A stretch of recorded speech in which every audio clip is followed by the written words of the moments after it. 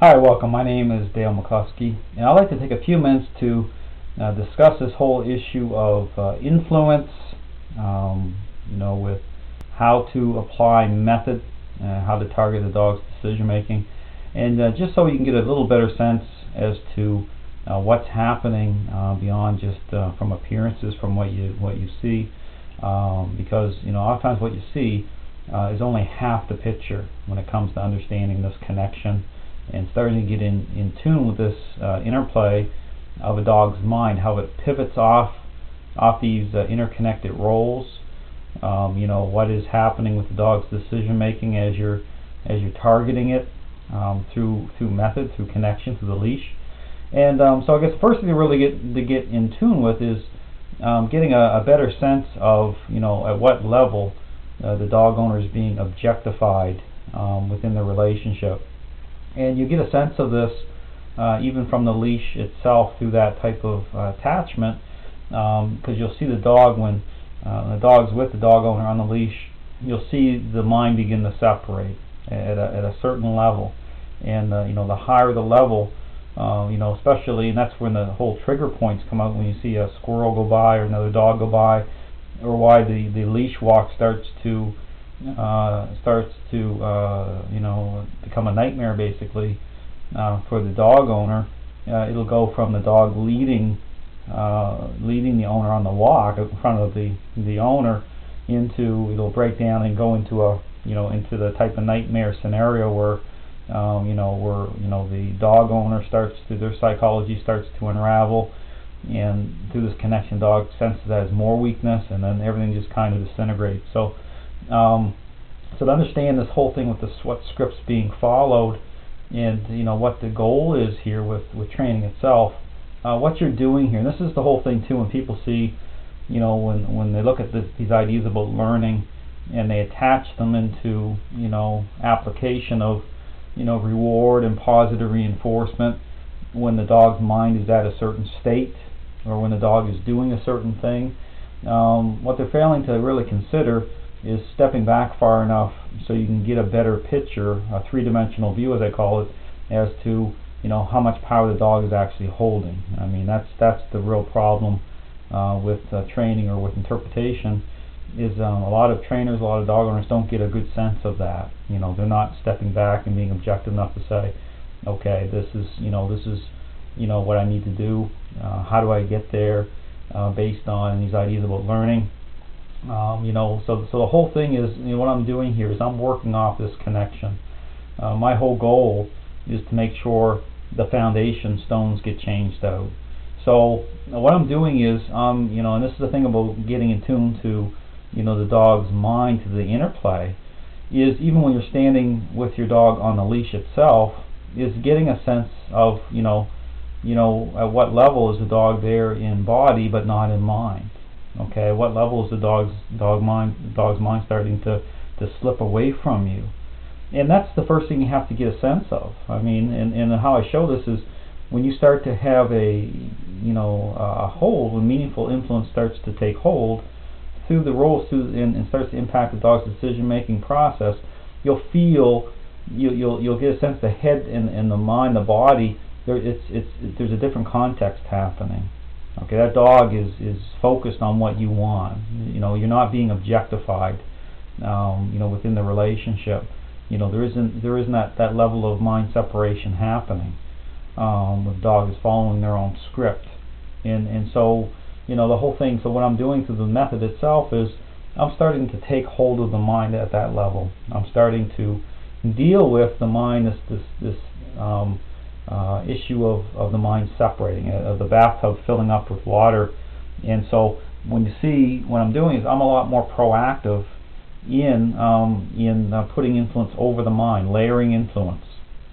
So the whole issue of correction, I'm not putting it's communication. So I'm communicating with the dog, I'm interrupting, but it's not such a high level that I'm saying an absolute no. I'm not connecting a dot that way to say the dog isn't going to be allowed to do something or go somewhere. Now, there could be moments where the dog is starting to really ramp up towards another dog, and you're going to have to increase the level of influence.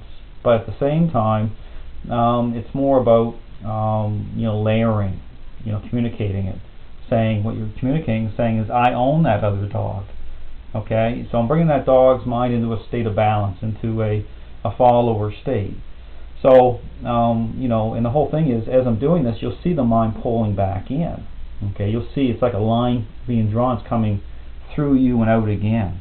And so, even through these moments, if you watch, the interplay of the mind, you go and watch my videos, you'll see the dog's head turning in towards me slightly. I mean, the dog may actually even look right up at me. That doesn't have to. That's not an absolute requirement. But the pull of the mind, how you're enveloping the mind, how you're starting to impact the dog's decision making. What's happening is the dog's mind starting to pivot off, the lead role, off me having the lead role, and so the dog's basically saying, it's a permissive state, saying what what does Dale want? Okay, and so what I'm doing is I'm repainting the landscape, so to speak. So as I'm starting to nudge the mind, as I'm starting to put authority, influence over the mind, I'm taking hold of the mind. So, but this whole problem, with these ideas about learning, and a lot of trainers will do this, they'll start to reward or say good boy and start to use motivating agents when the mind is actually oftentimes is filling up with water. Okay, it's actually starting to go into a dominant state because the trainers don't have a sense of that level of influence that way with how the mind is separating. So it's completely opposite. And the other issue is, the problem with this whole issue about connection is that getting a sense of knowing, stepping back far enough so you can see the overall amount of power the dog is holding in the relationship to the personality type, the psychology, that framework of the owner's mind, how they're thinking. So therefore, if you're trying to change that, you have to understand that whole thing with being objectified and with there's been too much emotion in that bond itself in the relationship. Then you do not want the owner's mind hovering in those emotional states. I mean, you want to, in fact, you're trying to move the tachometer, the needle, over in the other direction.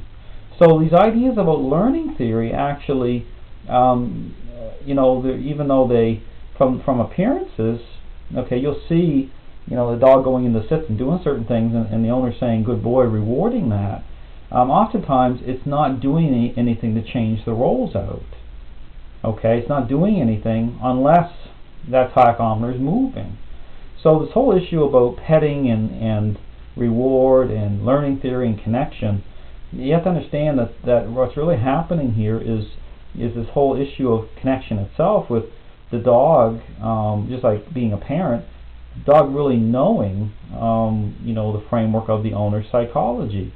So these emotional states and these ideas about learning theory actually are actually working, are in direct conflict oftentimes with role change, and that's why you'll see, this whole relational thing about this is dogs can be moving around for, say, a motivating agent like a treat or petting or whatever the reward is, but have a firm hold on power through the role. Nothing changing at that level. The dog's doing things because they want certain things, but there's a split off here, and this is where a lot of trainers aren't able to see this connection issue to qualify what's really taking place. So this is a very tricky thing for a lot of trainers to figure it out, but that's why you have to test it. When you see me putting influence over the mind the way I am, and seeing how the dog reacts to that, that's the test. Okay, a dog that's in a follower role, that's starting to go into a follower role, is going to accept that. Okay, I mean the levels of that are not extremes. Okay, what you're doing is it's the interplays at work, and you're seeing the reaction levels and seeing if there's a challenge state there. So, but the problem here is these ideas about learning theory are totally they're separate. They're not connecting the dots properly. So when you're wanting to pet or touch on your dog, I'm not saying that you want to totally remove that from the equation, but it's all about how the dog owner is perceived, and how that connects through weakness itself through the owner's psychology. Because the whole thing with emotional connection is the dog may just perceive it as absolutely weakness, okay, because it's over the top. There's no boundaries or limits on it. It's not like there's a difference between being a parent and being a friend to your child. I mean, there's a big difference. But if you were to see two parents sitting on the couch with their children on two separate couches, just from appearances, you wouldn't be able to tell initially, which parent's the friend and which one is the parent, okay, until some interactions start happening, until you test that. That's the same here with dog training. A lot of these, when the dog's moving around or going through the motions, a lot of trainers aren't testing it. They aren't saying, okay, what is, is that does that dog owner have the lead role in the relationship or not? And this is why you always have to come back and test this with the decision-making process of the dog, how it's being impacted, and then you have to connect the dog to the unwanted behavior issues themselves. Because with dogs, I show very clearly, it's all connected. All the dots connect. So as the dog's gaining power in the relationship, you're going to see the unwanted behavior issues intensify. They're going to get worse. And but however, because the dog owner is being objectified in the relationship, and they're perceived as more of a, their psychology is more permissive and emotional, they're not going to expose the problem. I mean, they're going to create the problem, and somebody else is going to be a target of that power. And oftentimes it's the spouse, other people, because their personality types are more assertive, okay, are more confident, and that's why oftentimes the comment will be, well, my dog doesn't like men. Okay, well, I shows in my study men think differently than women, and so there's a different type of interplay happening. Or even the emotional dog owner, it's not going to go great all the time, because there's going to be moments during the day that they are putting meaningful influence over the dog's mind, and you're going to see these challenge states appear. So nature really does provide glimpses of truth, but you have to be willing to see them, because again, when you really understand how a dog's mind is wired, so to speak, and how it works, the behavior issues themselves, or when certain things break down, or when the walk doesn't go well, those aren't just independent of the role of a role changing problem. I mean, that is a symptom of a greater issue. Even the issue of housebreaking, it's the same thing. A dog could go outside and do the business, come right back inside the house and mark area in there too. So it's a power problem. So you have to fix the role itself. I mean, that is the solution. So anyway, I just wanted to discuss a few minutes about these issues. I really encourage you to, if you're interested in the system of training, my book, it's called Beyond the Leash, Dog Psychology Training Guide. This book's available either on my website, through Barnes & Noble, or Amazon Kindle. It has lots of pictures in here showing the whole thing with method, how to apply method, and it's you can see here, it's fully illustrated, step by step. It really, the first part of the book talks about the psychology involved.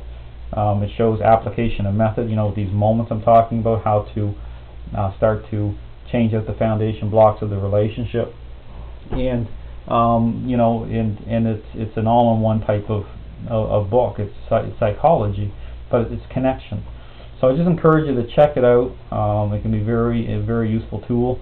And if you have any other questions, feel free to contact me through my website, or call me. I'll be more than happy to answer all your questions.